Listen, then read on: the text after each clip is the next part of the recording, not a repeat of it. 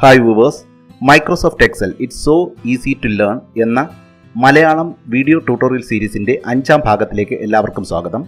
കഴിഞ്ഞ പാർട്ടിൽ ഫംഗ്ഷൻസിനെ കുറിച്ചാണ് പറഞ്ഞിരുന്നത്. ഈ ഒരു ഭാഗത്തിലും നമുക്ക് അത്യാവശ്യം വേണ്ട കുറേ ഫംഗ്ഷൻസ് എന്തൊക്കെയാണെന്നാണ് എക്സ്പ്ലെയിൻ ചെയ്യാൻ പോകുന്നത്. ഈ വീഡിയോ ആദ്യമായിട്ട് കാണുന്നവർ ഇതിനു മുൻപുള്ള വീഡിയോസ് കാണാൻ വേണ്ടി വീഡിയോയുടെ താഴെ കൊടുത്തിരിക്കുന്ന ലിങ്കിൽ ക്ലിക്ക് ചെയ്താൽ നിങ്ങൾക്ക് ഇതിനു മുമ്പുള്ള പാർട്ടുകൾ 1 by 1 ആയിട്ട് കാണാൻ സാധിക്കും. നമ്മൾ കഴിഞ്ഞ പാർട്ടിൽ പഠിച്ച കുറേ ഫംഗ്ഷൻസ് ഉണ്ടായിരുന്നു. അതുമായി ബന്ധപ്പെട്ട് അത്യാവശ്യം വേണ്ട കുറേ ഫംഗ്ഷൻസ് ആയിരിക്കും ഈ ഒരു പാർട്ടിൽ ഉൾക്കൊള്ളിക്കുക. നമുക്ക് ഇനി അതെന്താണെന്ന് നോക്കാം. നമുക്ക് ഒരു എക്സൽ ഓപ്പൺ ചെയ്യാം. ഒരു വർക്ക് എന്ന പേരിൽ ഞാനൊരു എക്സൽ ഓപ്പൺ ചെയ്തു. ഞാൻ സാധാരണ ചെയ്യുന്നത്, ഞാൻ നേരത്തെ പറഞ്ഞു, Ctrl+A കൊടുത്തു കഴിഞ്ഞാൽ എൻ്റെ വർക്ക്ഷീറ്റ് സെലക്ട് ആവും. അതിനുശേഷം Alt+HAM എന്ന് കൊടുത്തു കഴിഞ്ഞാൽ ഈ വർക്ക്ഷീറ്റിലെ വെർട്ടിക്കൽ അലൈൻമെൻറ്റ് എല്ലാം സെൻറ്റർ ആക്കി വെച്ചു. വേണമെങ്കിൽ നമുക്ക് ഇവിടെ ആ ഫോണ്ട് സൈസ് വലുതാക്കാം, കാരണം നമുക്ക് കുറച്ചുകൂടി ആ സ്ക്രീൻ റെക്കോർഡ് ചെയ്യുമ്പോൾ വിസിബിലിറ്റി കിട്ടും. അതിനുവേണ്ടി Alt+HFS കൊടുത്തു കഴിഞ്ഞാൽ ഇവിടെ നിന്നും ഡൗൺ ആരോ പ്രസ് ചെയ്ത് ഒരു 14 കൊണ്ടുവരാം. ഇത്രയും ചെയ്തു. ഇനി ഏതെങ്കിലും ഒരു റൈറ്റ് ആരോ ഏതെങ്കിലും പ്രസ് ചെയ്ത് കഴിഞ്ഞാൽ ഇനിഷ്യലായിട്ട് ചെയ്യേണ്ട കുറേ കാര്യങ്ങൾ ചെയ്തു കഴിഞ്ഞു. ഇനി ഞാൻ പറയാൻ പോകുന്നത് കുറച്ച് ന്യൂമറിക് ഫംഗ്ഷൻസ് ആണ്. നമ്മൾ എപ്പോഴും ഉപയോഗിക്കേണ്ടി വരുന്ന 1-2 ന്യൂമറിക് ഫംഗ്ഷൻസ് പറയാം. ഇങ്ങനെ ഒരു നമ്പർ ഉണ്ടെന്ന് വിചാരിക്കുക. ആദ്യം നമ്മൾ ഇതിനകത്ത് റൗണ്ട് ഫംഗ്ഷൻ എന്താണെന്ന് നോക്കാം. റൗണ്ട് ഫംഗ്ഷൻ ഉപയോഗിക്കുന്നത് ഒരു പോയിന്റ് വരുന്ന, അതായത് ഡെസിമൽ വരുന്ന നമ്പേഴ്സിനെ റൗണ്ട് ചെയ്തെടുക്കുന്നതിന് വേണ്ടിയാണ്. അപ്പോൾ ആദ്യം നമ്മൾ ഉപയോഗിക്കാൻ പോകുന്ന ഒരു ഫംഗ്ഷൻ റൗണ്ട്. പിന്നെ അതുപോലെ മറ്റൊരു ഫംഗ്ഷൻ്റെ പേര് അതെല്ലാം ഞാൻ ഇവിടെ വന്ന് എഴുതാം. റൗണ്ട് കഴിഞ്ഞിട്ട് വേറൊരു ഫംഗ്ഷൻ ഉള്ളത് റൗണ്ട് അപ്പ് എന്ന് പറഞ്ഞിട്ടൊരു ഫംഗ്ഷനുണ്ട്. പിന്നെ റൗണ്ട് ഡൗൺ, അങ്ങനെ ഒരു ഫംഗ്ഷനുണ്ട്. ഇനി ഒരെണ്ണം അത്യാവശ്യം നമ്മൾ സ്ഥിരം ഉപയോഗിക്കുന്ന ഒരെണ്ണമാണ് സീലിംഗ്, CEILING, സീലിംഗ്. ഓരോ ഫംഗ്ഷൻസ് എന്താണെന്ന് നോക്കാം. ഇത് കുറച്ചുകൂടി ഇതിൻ്റെ വലിപ്പം കൂട്ടണമെങ്കിൽ ഇവിടെ നമുക്ക് കുറച്ചുകൂടെ വലിപ്പം കൂട്ടാം. ഇനി ഈ ഒരു വിഡ്ത്ത്, കോളം വിഡ്ത്ത് തന്നെയാണ് ഇപ്പുറത്ത് രണ്ടിടത്തും മാറ്റണമെന്നുണ്ടെങ്കിൽ ഞാൻ അവിടെ നിന്ന് Ctrl+C കൊടുത്തു. ഇതൊക്കെ ഞാൻ ഇതിൻ്റെ ഇടയ്ക്ക് പറയുന്നതിന് കാര്യം നിങ്ങളും ഇതിൻ്റെ കൂട്ടത്തിൽ ആ ഷോർട്ട് കട്ട് കീസ് പഠിച്ചു പോകാൻ വേണ്ടിയാണ്. ഞാനിവിടെ Ctrl+C കൊടുത്തതിന് ശേഷം ഷിഫ്റ്റും റൈറ്റ് ആരോയും പ്രസ് ചെയ്ത് ഈ 2 കോളം സെലക്ട് ചെയ്തതിന് ശേഷം Alt+ESW എന്ന് കൊടുത്തിട്ട് എൻ്റർ പ്രസ് ചെയ്ത് കഴിഞ്ഞാൽ അതേ കോളം വിഡ്ത്തായിരിക്കും ഇവിടെയും വന്നിട്ടുള്ളത്. ഇനി അതുപോലെ എപ്പോഴും ഒരു ലാസ്റ്റ് കമാൻഡ് റിപ്പീറ്റ് ചെയ്യുന്നതിന് വേണ്ടി F4 പ്രസ് ചെയ്ത് കഴിഞ്ഞാൽ അതും അവിടുത്തെ വിഡ്ത്തും അതുപോലെ ആയിത്തീരും. അതായത് ഞാനിപ്പോൾ ചെയ്തത് ഈ ഒരു കോളത്തിൻ്റെ വിഡ്ത്ത് ഈ 3 കോളത്തിനും ഒരുപോലെയാക്കി. ഇവിടെ ക്ലിക്ക് ചെയ്ത് നോക്കിയാൽ അറിയാം 17 ഇവിടെ പോയിന്റ്, ഇവിടെയും 17. വിഡ്ത്ത് മാറ്റുന്നതിന് ഞാൻ ചെയ്തത് ആദ്യം Ctrl+C കൊടുത്തു. അതിനുശേഷം എവിടെയൊക്കെയാണോ നമുക്ക് വിഡ്ത്ത് മാറ്റേണ്ടത് ആ സെല്ലെല്ലാം സെലക്ട് ചെയ്തതിന് ശേഷം Alt+ESW എന്ന് കൊടുത്തിട്ട് എൻ്റർ പ്രസ് ചെയ്ത് കഴിഞ്ഞാൽ അതേ വിഡ്ത്തിൽ എല്ലാ കോളവും ചേഞ്ച് ആവും. ഇനി ഇപ്പോൾ ലാസ്റ്റ് ചെയ്ത കമാൻഡ് കോളം വിഡ്ത്ത് ഇൻക്രീസ് ചെയ്യുകയാണ്. അതുകൊണ്ട് ഇനി ഇവിടെ നിന്നുകൊണ്ട് ഞാൻ F4 പ്രസ് ചെയ്യുകയാണെങ്കിൽ ഓരോ കോളത്തിൻ്റെയും ലാസ്റ്റ് കമാൻഡ് റിപ്പീറ്റ് ആവും. അപ്പോൾ ലാസ്റ്റ് കമാൻഡ് റിപ്പീറ്റ് ചെയ്യുന്നതിനുള്ള ഒരു കീബോർഡ് ഷോർട്ട് കട്ട് F4 ആണ്. കീബോർഡ് ഷോർട്ട് കട്ടിനെ കുറിച്ചുള്ള വീഡിയോസ് ഞാൻ ഇതിനു മുമ്പ് അപ്ലോഡ് ചെയ്തിട്ടുണ്ട്. അത് കണ്ടിട്ടില്ലാത്തവർ അതൊന്ന് കണ്ടു കഴിഞ്ഞാൽ ഇത് വളരെ ഈസി ആയിട്ട് ചെയ്യാൻ പറ്റും. കീബോർഡ് ഷോർട്ട് കട്ട്സിനെ പറ്റിയുള്ള വീഡിയോസ് എല്ലാം ഒന്ന് കണ്ടു നോക്കുക. ഇവിടെ റൗണ്ട് ഫംഗ്ഷൻ ഉപയോഗിക്കാം. ROUND, റൗണ്ട് ബ്രാക്കറ്റ് ഓപ്പൺ ചെയ്തു. ആദ്യത്തെ നമ്പർ എടുത്തു, കോമ കൊടുത്തിട്ട് 2 ഡിജിറ്റിനാണ് എനിക്ക് റൗണ്ട് ചെയ്യേണ്ടതെങ്കിൽ 2 പ്രസ് ചെയ്ത് എൻ്റർ പ്രസ് ചെയ്ത് കഴിഞ്ഞാൽ ഇവിടെ ശ്രദ്ധിച്ചാൽ മനസ്സിലാവും 114.64 2 ഡിജിറ്റിനാണ് റൗണ്ട് ചെയ്തിരിക്കുന്നത്. ഇവിടെ ഞാനൊരു F2 പ്രസ് ചെയ്തതിന് ശേഷം ഈ വാല്യൂ 5 ആക്കിയെന്ന് വിചാരിക്കുക. അങ്ങനെയാണെങ്കിൽ ഇത് 65 ആവും. കാരണം 3ാമത്തെ ഡിജിറ്റ് അവിടെ ഡെസിമലിൽ 3ാമത്തെ ഡിജിറ്റ് 5 5-ൽ കൂടുതലോ ആണെങ്കിൽ അത് അടുത്ത നമ്പറിലേക്ക് പോകും. ഇവിടെ 6 ആയിരുന്നെങ്കിലും 3ാമത്തെ ഡിജിറ്റാണ് 6 കൊടുത്തു കഴിഞ്ഞാലും 65 എന്ന് വരും. ഇവിടെ 7 കൊടുത്തിരുന്നാലോ അല്ലെങ്കിൽ 9 കൊടുത്താലും എല്ലാം അത് 65 തന്നെ വരും. പക്ഷേ അതേസമയം 3ാമത്തെ ഡിജിറ്റ് ഞാൻ 4 എന്നാണ് കൊടുക്കുന്നതെങ്കിൽ 64-ന് റൗണ്ട് ചെയ്യും. 3ാമത്തെ ഡിജിറ്റ് ഞാൻ 3 ആണ് കൊടുത്തിരുന്നതെങ്കിൽ അതും 64-ന് റൗണ്ട് ചെയ്യും. അപ്പോൾ ഒരു കാര്യം ശ്രദ്ധിക്കേണ്ടത്, നമ്മൾ എത്ര ഡെസിമൽ പ്ലേസ് ആണോ കൊടുക്കുന്നത് അതിൻ്റെ നെക്സ്റ്റ് ഡെസിമൽ 5 5-ൽ കൂടുതലാണെങ്കിൽ അടുത്ത നമ്പറിലേക്കും 5 5-ൽ കുറവാണെങ്കിൽ അതിൻ്റെ തൊട്ട് താഴെയുള്ള നമ്പറിലേക്കുമായിരിക്കും പോകുന്നത്. ഇനി ഇവിടെ ഞാൻ ഇതിന് പകരം 1 എന്നാണ് കൊടുത്തിരുന്നതെങ്കിൽ 114.6 എന്ന് വരും. എന്തുകൊണ്ട് 6 വന്നു എന്ന് ചോദിച്ചു കഴിഞ്ഞാൽ 114.6 കഴിഞ്ഞിട്ട് അടുത്ത നമ്പർ 4 ആണ്. അടുത്ത നമ്പർ 5 ആയിരുന്നെങ്കിൽ ഇത് ഞാൻ 5 ആക്കി നോക്കാം. 5 ആയിരുന്നെങ്കിൽ ഇത് 114.7 ആവും. കാരണം ഏത് ഡെസിമലിലാണോ റൗണ്ട് ചെയ്യുന്നത് അതിൻ്റെ തൊട്ടടുത്ത ഡെസിമൽ എടുത്തിട്ട് അതിൻ്റെ വാല്യൂ 5 5-ൽ കൂടുതലാണെങ്കിൽ അടുത്ത നമ്പറിലേക്കും 5 5-ൽ താഴെയാണെങ്കിൽ തൊട്ട് താഴോട്ടുള്ള നമ്പറിലേക്കുമായിരിക്കും ഇത് റൗണ്ട് ചെയ്യുന്നത്. ഇനി ഇതുപോലെ വേണമെങ്കിൽ 0 കൊടുക്കാം. 0 കൊടുത്തു കഴിഞ്ഞാൽ 115 റൗണ്ട് ചെയ്തു. ഇവിടെ ഞാൻ നേരത്തെ പറഞ്ഞത് വ്യക്തമായി മനസ്സിലാവും. 114.65 ആണ്. ഞാനിവിടെ 114.45 എന്നാക്കിയെന്ന് വിചാരിക്കുക.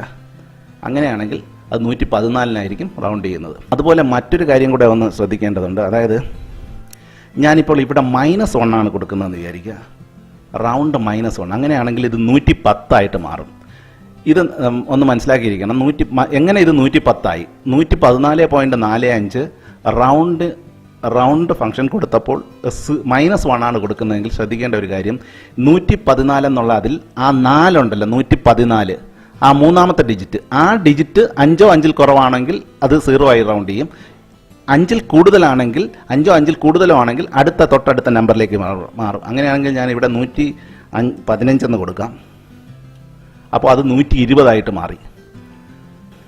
അതേ 14 10 ആവും, 15 ആണെങ്കിൽ 20 ആവും. അത്രയും ഓർമ്മിച്ചാൽ മതി. 114 ആണെങ്കിൽ 110 ആകും, 112 ആണെങ്കിൽ 110 ആവും, 111 ആണെങ്കിൽ 110 ആവും.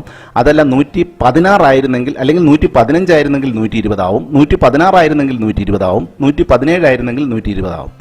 അപ്പോൾ മനസ്സിലായല്ലോ. അതുപോലെ ഇനി ഇവിടെ ഞാൻ -2 ആണ് കൊടുക്കുന്നതെങ്കിൽ 2 ഡിജിറ്റ് എടുക്കും. അതായത് 114 ആണെങ്കിൽ 2 ഡിജിറ്റ്, ആ 14 കട്ട് ചെയ്യും, അത് 100 മാറി 114 എന്നുള്ളത്. ഞാനിവിടെ 114 പകരം 154 എന്നാക്കിയെന്ന് വിചാരിക്കുക. 154. അങ്ങനെയാണെങ്കിൽ അത് 200 മാറി. അപ്പോൾ ഇവിടെ ശ്രദ്ധിക്കേണ്ട കാര്യം, -2 കൊടുത്തപ്പോൾ 2 ഡിജിറ്റിന് അത് റൗണ്ട് ചെയ്തു. അതായത് 150 ആയിരുന്നെങ്കിൽ 200 ആക്കും, 151 ആണെങ്കിലും 200 ആക്കും, 160 ആണെങ്കിലും 200 ആക്കും, 175 ആണെങ്കിൽ 200 ആക്കും, 149 ആണെങ്കിൽ ഞാനിവിടെ 149 ഇടാം. 149 ആണെങ്കിൽ 100 ആക്കും, 140 ആണെങ്കിൽ 100 ആവും, 130 ആണെങ്കിൽ 100 ആവും. ഇപ്പോൾ മനസ്സിലായല്ലോ. അതായത് 2 ഡിജിറ്റ് -2 എന്ന് കൊടുക്കുമ്പോൾ 2 ഡിജിറ്റിന് റൗണ്ട് ചെയ്യും. ഇത് ക്ലിയർ ആയല്ലേ? റൗണ്ട് ഫംഗ്ഷൻ മനസ്സിലായി. ഇനി അടുത്ത റൗണ്ട് അപ്പ് എന്ന് പറയുന്നത് മറ്റൊരു ഫംഗ്ഷനാണ്. റൗണ്ട് അപ്പ് എന്ന് പറയുന്നത് എപ്പോഴും മുന്നോട്ട് റൗണ്ട് ചെയ്യുന്നതിന് വേണ്ടിയാണ് റൗണ്ട് അപ്പ് ഫംഗ്ഷൻ ഉപയോഗിക്കുന്നത്. ROUNDUP കോമ ഞാനിപ്പോൾ ഇവിടെ number of digit round up 0 കൊടുത്തെന്ന് വിചാരിക്കാം.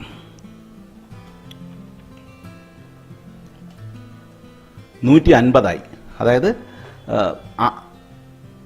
0ക്കാണ് റൗണ്ട് ചെയ്തത്. അത് 149 ഉണ്ടെങ്കിൽ അത് 150 ആവും. ഞാനിവിടെ ഇതിനെ 159 ഞാൻ മാറ്റാം.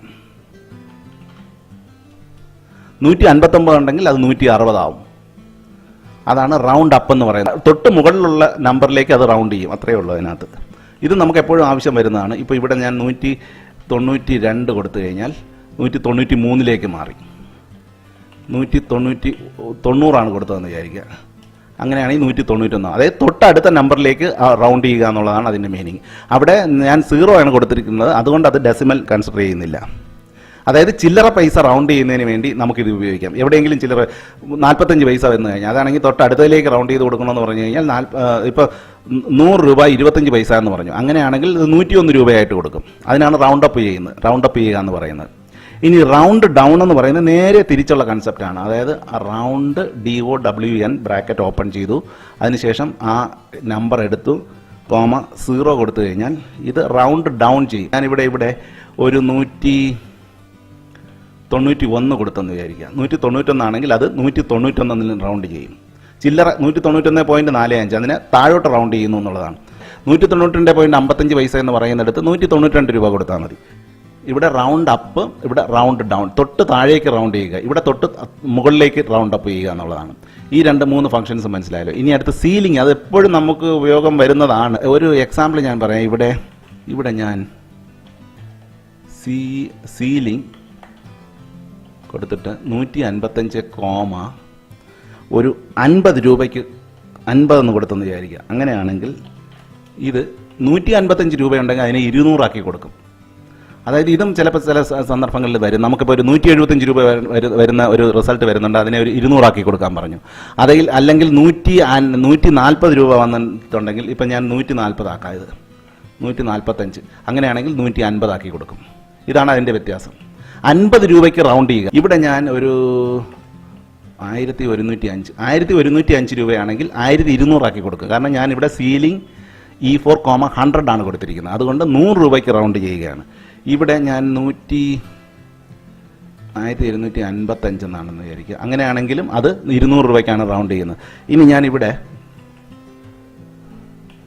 1055 ആണെങ്കിൽ 1100 രൂപയാക്കി കൊടുത്തു. ഇവിടെ ശ്രദ്ധിക്കുക, 1010 രൂപയാണെങ്കിൽ 1010 രൂപയാണ് ഇവിടെ ഇട്ടിരുന്നത്. അങ്ങനെയാണെങ്കിൽ ഞാൻ സീലിംഗ് E4,50 എന്ന് കൊടുത്തപ്പോൾ അത് 50 രൂപയ്ക്ക് റൗണ്ട് ചെയ്തു. 50 രൂപയ്ക്ക് റൗണ്ട് ചെയ്ത് പറഞ്ഞാൽ 1010 രൂപ കൊടുക്കേണ്ടടുത്ത് 1050 രൂപയാക്കി കൊടുത്തു. ഞാനിവിടെ 1020 രൂപയായിരുന്നെങ്കിൽ പോലും അതും 1050 രൂപയാക്കി കൊടുക്കും. ഇനി ഇവിടെ 1045 രൂപയായിരുന്നു വിചാരിക്കും. 40 രൂപയാണെങ്കിലും അത് 50 ആക്കും. പക്ഷേ ഇവിടെ 1050 രൂപയായെന്ന് വിചാരിക്കും. അങ്ങനെയാണെങ്കിൽ അത് 1100 ആക്കി കൊടുക്കും. ഇപ്പോൾ ക്ലിയർ ആയല്ലോ സീലിംഗ് എന്ന് പറഞ്ഞു കഴിഞ്ഞാൽ. 50 രൂപയ്ക്ക് ഞാൻ ഇവിടെ ചെയ്തിരിക്കുന്നത് 50 ആണ്. അത് 100 ആക്കുകയാണെങ്കിൽ 100 രൂപയ്ക്ക് റൗണ്ട് ചെയ്യും, അല്ലെങ്കിൽ 100 രൂപയ്ക്ക് താഴോട്ട് പോകും. ഈ രീതിയിലാണ് സീലിംഗ് ഉപയോഗിക്കുന്നത്. ഇത്രയും 4 അറിഞ്ഞിരുന്നാൽ തന്നെ നമ്പർ റൗണ്ട് ചെയ്യുന്നതുമായി ബന്ധപ്പെട്ട എല്ലാ കാര്യങ്ങളും ചെയ്യാൻ സാധിക്കും. ഈ വീഡിയോ സീരീസ് കണ്ടവരിൽ ഒരാൾ എന്നോട് ഒരു സംശയം ചോദിച്ചിരുന്നു. അതായത് ഏതെങ്കിലും ഒരു സെല്ലിൽ നമ്മൾ എന്തെങ്കിലും ഡാറ്റ എൻ്റർ ചെയ്യുമ്പോൾ അത് ഓട്ടോമാറ്റിക്കായി മറ്റടുത്ത 1-2 സെല്ലുകളിൽ കൂടി ഡ്യൂപ്ലിക്കേറ്റ് ആയി എൻ്റർ ചെയ്യാൻ സാധിക്കുമോ എന്ന് ചോദിച്ചിരുന്നു. തീർച്ചയായിട്ടും സാധിക്കും. ഞാൻ എന്താണ് അതിൻ്റെ ഒരു ഉപയോഗം എന്ന് ചോദിച്ചപ്പോൾ അദ്ദേഹം പറഞ്ഞത് ഗവൺമെൻറ് ട്രഷറി ചെല്ലാൻ അടയ്ക്കുന്നതിന് വേണ്ടിയാണ്. ഞാൻ അതിൻ്റെ ഒരു സാമ്പിൾ ഒന്ന് കാണിക്കാം. ഇതാണ് ഒരു ഗവൺമെൻറ് ട്രഷറിയിൽ അടയ്ക്കുന്ന ചെല്ലാൻ്റെ ഒരു ഫോമാണ്.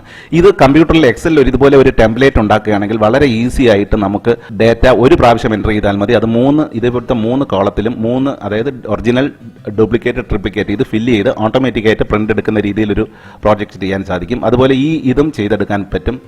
ഈ ഡിനോമിനേഷൻ ഇതും വളരെ ഈസി ആയിട്ട് ചെയ്യാം. ഇതിന് കമ്പ്യൂട്ടറിൽ പ്രത്യേകിച്ച് ഒരു ടെംപ്ലേറ്റ് ഉണ്ടാക്കി വെച്ചതിന് ശേഷം ഏതെങ്കിലും ഒരു ഷീറ്റിൽ ഇതിന് വേണ്ട ഡാറ്റ ജസ്റ്റ് എൻ്റർ ചെയ്ത് കൊടുത്താൽ മാത്രം മതി. അതായത് ഹെഡ് ഓഫ് ദി അക്കൗണ്ട്, അതിനുള്ള ഡിസ്ക്രിപ്ഷൻ, റുപ്പീസ് എത്ര എന്ന് കൊടുത്തു കഴിഞ്ഞാൽ ഇത് ഓട്ടോമാറ്റിക്കായിട്ട് ഇതെല്ലാം ഫില്ല് ചെയ്ത് നമ്മുടെ കമ്പ്യൂട്ടറിൽ പ്രിന്റ് ചെയ്തെടുക്കാൻ പറ്റും. അതുപോലെ ഒരു പ്രോജക്റ്റ് എന്തായാലും ഇത് ചോദിച്ചത് നല്ലതായി. ഞാൻ ഇത് തന്നെ ഒരു പ്രോജക്റ്റായിട്ട് ഉടനെ ചെയ്യുന്നതാണ്.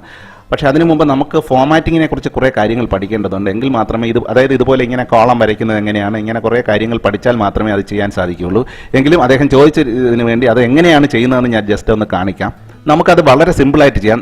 അതിനു മുമ്പ് നിങ്ങൾക്കറിയാം ഇത് ഷീറ്റ് 1, ഷീറ്റ് 2, ഷീറ്റ് 3. ഷീറ്റ് 1-ൽ തന്നെ ഡാറ്റ എൻ്റർ ചെയ്തതുകൊണ്ട് ഷീറ്റ് 2-ൽ അതിൻ്റെ ടെംപ്ലേറ്റ് ഉണ്ടാക്കിയിട്ടാൽ മതി. അതായത് ഇവിടെ നമ്മൾ വേണ്ട ഇൻപുട്ട് ഡാറ്റ കൊടുക്കുമ്പോൾ ഓട്ടോമാറ്റിക്കായിട്ട് ഷീറ്റ് 2-ൽ ആ ടെംപ്ലേറ്റിൽ അതെല്ലാം എൻ്റർ ചെയ്ത് പ്രിന്റ് ചെയ്യാൻ സാധിക്കും. ആ രീതിയിലായിരിക്കും ഞാനത് ചെയ്യാൻ പോകുന്നത്. മൈക്രോസോഫ്റ്റ് എക്സൽ എന്ന് ടൈപ്പ് ചെയ്തു. ഇത് ടൈപ്പ് ചെയ്യുമ്പോൾ തന്നെ ഇപ്പുറത്തും അതുപോലെ റിപ്പീറ്റ് ചെയ്യണമെങ്കിൽ വേറെ ഒന്നുമില്ല, ഇവിടെ ഫോമുല നേരത്തെ സെറ്റ് ചെയ്ത് വെച്ചാൽ മതി. ഈക്വൽ ടു കൊടുത്തിട്ട് അതേ സെല്ലിനെ റെഫർ ചെയ്താൽ മാത്രം മതി. ഞാൻ ഇവിടെ 2-3 എടുത്ത് അത് ചെയ്തേക്കാം. അത്ര സിമ്പിളാണ്, വളരെ സിമ്പിളാണ്. ഇപ്പോൾ ഇവിടെ ശ്രദ്ധിച്ചാൽ മനസ്സിലായി. ഇവിടെ ഞാൻ ഫോമുല കൊടുത്തിരിക്കുന്നത് ഈ ഒരു സെല്ലിൽ H5-ൽ D5-നെയാണ് അത് ഈക്വൽ ടു D5. അതായത് ഈ D5-ൽ എന്ത് ടൈപ്പ്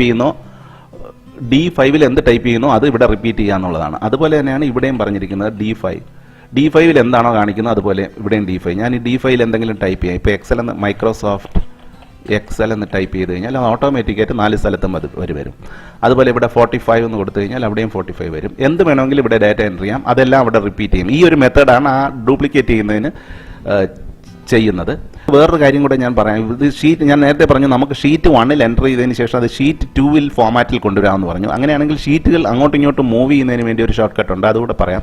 കൺട്രോൾ പേജ് ഡൗൺ കൊടുത്തു കഴിഞ്ഞാൽ ഇപ്പോൾ ഷീറ്റ് 2-ൽ വന്നു. ഇവിടെ ശ്രദ്ധിക്കുക, അത് ഇവിടെ കൺട്രോൾ പേജ് ഡൗൺ, വീണ്ടും കൺട്രോൾ പേജ് ഡൗൺ കൊടുത്താൽ ഷീറ്റ് 3-ൽ വന്നു. ഷീറ്റ് 2-ലേക്ക് പോകാൻ കൺട്രോൾ പേജ് അപ്പ് കൊടുത്താൽ മതി. വീണ്ടും കൺട്രോൾ പേജ് അപ്പ് കൊടുക്കുമ്പോൾ ഷീറ്റ് 1-ൽ വന്നു. സാധാരണ നമ്മൾ എക്സൽ ഓപ്പൺ ചെയ്യുമ്പോൾ 3 ഷീറ്റ് മാത്രമേ വർക്ക്ഷീറ്റ് മാത്രമേ ഉണ്ടായിരിക്കുകയുള്ളൂ. ഒന്നിൽ കൂടുതൽ വീണ്ടും ഷീറ്റ് ഇൻസേർട്ട് ചെയ്യണമെന്നുണ്ടെങ്കിൽ അതിനുള്ള short cut key shift F11 കൊടുത്താൽ വീണ്ടും ഷിഫ്റ്റ് ഇങ്ങനെ എത്ര വേണോ ഷീറ്റ് ഇൻസേർട്ട് ചെയ്യാൻ പറ്റും. ഇനി അതുപോലെ ആ ഷീറ്റ് ഡിലീറ്റ് ചെയ്യണമെന്നുണ്ടെങ്കിൽ Alt EL കൊടുത്താൽ മതി. ഇപ്പം ഞാൻ Alt EL കൊടുത്തു, വീണ്ടും F4 കൊടുത്തു കഴിഞ്ഞാൽ അതേ കീ റിപ്പീറ്റ് ആവും. അങ്ങനെ ഇപ്പോൾ അത് ഡിലീറ്റ് ചെയ്യാൻ പറ്റും. അതുപോലെ പിന്നെ വേറെ എന്നുള്ളത് മൂവ് ചെയ്യാൻ പറ്റും. ഇപ്പോൾ ഷീറ്റ് 1, ഷീറ്റ് 2, ഷീറ്റ് 3 എന്ന് കിടക്കുന്നു. ഞാൻ പുതിയതായിട്ട് ഒരു ഷീറ്റ് കൂടെ ഇൻസേർട്ട് ചെയ്യാം. ഷിഫ്റ്റ് F11 പ്രസ് ചെയ്തപ്പോൾ ഷീറ്റ് 28. കാരണം ഇതിന് മുമ്പേ ഞാൻ പല ഷീറ്റും ഇൻസേർട്ടും ഡിലീറ്റും ചെയ്തു. അത് ഇങ്ങനെ കണ്ടിന്യൂസ് ആയിട്ട് പോകും. അങ്ങനെ ഈ ഷീറ്റ് 28, ഈ ഷീറ്റ് 28-നെ എനിക്ക് മൂവ് ചെയ്ത് ഈ ഭാഗത്തോട്ട് കൊണ്ടുവരണമെന്നുണ്ടെങ്കിൽ Alt EM കൊടുത്താൽ മതി. EM കൊടുത്തു കഴിയുമ്പോൾ ഇവിടെ വരും. ഇവിടെ നിന്ന് മൂവ് ചെയ്യേണ്ട സ്ഥലത്തേക്ക് ഞാൻ കൊണ്ടുവന്നിട്ട് എൻ്റർ പ്രസ് ചെയ്ത് കഴിഞ്ഞാൽ അത് അങ്ങോട്ട് മൂവ് ആവും. ഇപ്പം നിൽക്കുന്ന ഷീറ്റ് ഏതിലേക്ക് മൂവ് ചെയ്യണോ അങ്ങനെ മൂവ് ചെയ്യാൻ പറ്റും. Alt EM കൊടുത്തു കഴിഞ്ഞാൽ മതി. ഞാനിപ്പോൾ ഷീറ്റ് 3 മൂവ് ടു എൻഡ് എന്ന് കൊടുത്തു കഴിഞ്ഞാൽ അത് അവസാനത്തേക്ക് മൂവ് ചെയ്യും. ഇനി ഒരു കാര്യം കൂടെ ഉള്ളത് റീനെയിം ചെയ്യാൻ പറ്റും. ഇതിനെ എനിക്ക് റീനെയിം ചെയ്യണമെങ്കിൽ ആൾട്ട് OHR കൊടുത്താൽ മതി. OHR കൊടുത്തു കഴിഞ്ഞാൽ ഇവിടെ വരും. ഇവിടെ നിന്നിട്ട് നമുക്ക് ഡേറ്റ റീനെയിം ചെയ്യാം. വീണ്ടും കൺട്രോൾ പേജ് ഡൗൺ കൊടുത്തു. ഇവിടെയും റീനെയിം ചെയ്യണമെങ്കിൽ ആൾട്ട് OHR കൊടുത്താൽ മതി. OHR കൊടുത്തിട്ട് ഇവിടെ ഡേറ്റ ഫോമാറ്റ് ഇങ്ങനെ റീനെയിം ചെയ്യാനും സാധിക്കും. അപ്പം ഞാൻ ഷീറ്റുമായി ബന്ധപ്പെട്ട് 3 കീബോർഡ് ഷോർട്ട്കട്ട് കൂടി പറഞ്ഞിട്ടുണ്ട്. ഒന്ന് ഷിഫ്റ്റ് F11, ഷിഫ്റ്റ് പ്രസ് ചെയ്തുകൊണ്ട് F11 പ്രസ് ചെയ്ത് കഴിഞ്ഞാൽ പുതിയതായിട്ടൊരു വർക്ക്ഷീറ്റ് ഇൻസേർട്ട് ചെയ്യാം. അതുപോലെ ആൾട്ട് EM കൊടുത്തു കഴിഞ്ഞാൽ ഒരു വർക്ക്ഷീറ്റിനെ മറ്റൊരു പൊസിഷനിലേക്ക് മൂവ് ചെയ്യാം. Alt EM. അതുപോലെ ആൾട്ട് EL കൊടുത്തു കഴിഞ്ഞാൽ ഡിലീറ്റ് ചെയ്യാം. ഒരു വർക്ക്ഷീറ്റ് ഡിലീറ്റ് ചെയ്യണമെങ്കിൽ ആൾട്ട് EL കൊടുക്കണം. ഞാനിപ്പോൾ ഈ വർക്ക്ഷീറ്റ് ഡിലീറ്റ് ചെയ്യാൻ പോകുന്നത് ആൾട്ട് EL കൊടുത്തു കഴിഞ്ഞപ്പോൾ അത് ചോദിക്കുന്നു data may exist in the sheets selected for deletion to permanently delete data press enter. അങ്ങനെയാണെങ്കിൽ എൻ്റർ കൂടെ പ്രസ് ചെയ്യേണ്ടി വരും. കാരണം ഡേറ്റ ഉള്ളൊരു ഷീറ്റാണെങ്കിൽ അതൊരു ചോദിക്കും. ഇനി ആൾട്ട് വേറൊന്നും കൂടെ പറഞ്ഞത് ആൾട്ട് OHR റീനെയിം ചെയ്യുന്നതിന് വേണ്ടി ആൾട്ട് OHR കൊടുത്താൽ മതി കീബോർഡ് ഷോർട്ട്കട്ട്. ഇതേ കാര്യങ്ങളെല്ലാം ഇവിടെ മൗസ് ഉപയോഗിച്ചും ചെയ്യാം. റൈറ്റ് ബട്ടൺ പ്രസ് ചെയ്തിട്ട് ഇവിടെ നിന്ന് ഇൻസേർട്ട് എന്ന് കൊടുത്തു കഴിഞ്ഞാൽ പുതിയൊരു വർക്ക്ഷീറ്റ് ഇൻസേർട്ട് ചെയ്യാം. അതുപോലെ റൈറ്റ് ബട്ടൺ പ്രസ് ചെയ്തിട്ട് റീനെയിം ചെയ്യണമെങ്കിൽ ഇവിടെ നിന്ന് ചെയ്യാം. ഡിലീറ്റ് ചെയ്യണമെങ്കിൽ ചെയ്യാം. മൂവ് ചെയ്യണമെങ്കിൽ ചെയ്യാം. ടാബിൻ്റെ കളർ മാറ്റാം. ഇങ്ങനെ കുറേ കാര്യങ്ങളുണ്ട്. ഇത് മൗസ് ഉപയോഗിച്ച് വേണമെങ്കിലും ചെയ്യാം. പക്ഷേ ഈ കീബോർഡ് ഉപയോഗിച്ച് ചെയ്യുന്നതായിരിക്കും എളുപ്പം. അപ്പോൾ ഇത്രയും കാര്യങ്ങൾ ഇന്ന് പറഞ്ഞ ഇത്രയും കാര്യങ്ങൾ മനസ്സിലായല്ലോ. ഞാൻ ഇതുവരെ പറഞ്ഞത് ഫംഗ്ഷൻസിനെ പറ്റിയാണ് പറഞ്ഞുകൊണ്ടിരിക്കുന്നത്. ഈ ഫംഗ്ഷൻസിൽ ഇനിയും കുറേ കുറച്ച് ഫംഗ്ഷൻസ് പറയാനുണ്ട്. അത് അടുത്ത പാർട്ടിൽ പറയാം. അടുത്ത ഭാഗത്തും പുതിയ കുറേ ഫംഗ്ഷൻസിനെ പറ്റിയായിരിക്കും നമ്മൾ പഠിക്കുന്നത്. അതിനുശേഷം ഫോമാറ്റിംഗ് പഠിച്ചതിന് ശേഷം മാത്രമേ റിയൽ ലൈഫിലുള്ള എക്സസൈസ് ചെയ്യാൻ സാധിക്കുകയുള്ളൂ. ഈ വീഡിയോ കണ്ടുകൊണ്ടിരുന്ന എല്ലാവർക്കും നന്ദി. അടുത്ത വീഡിയോ അപ്ലോഡ് ആകുന്നവരെ കാത്തിരിക്കുക.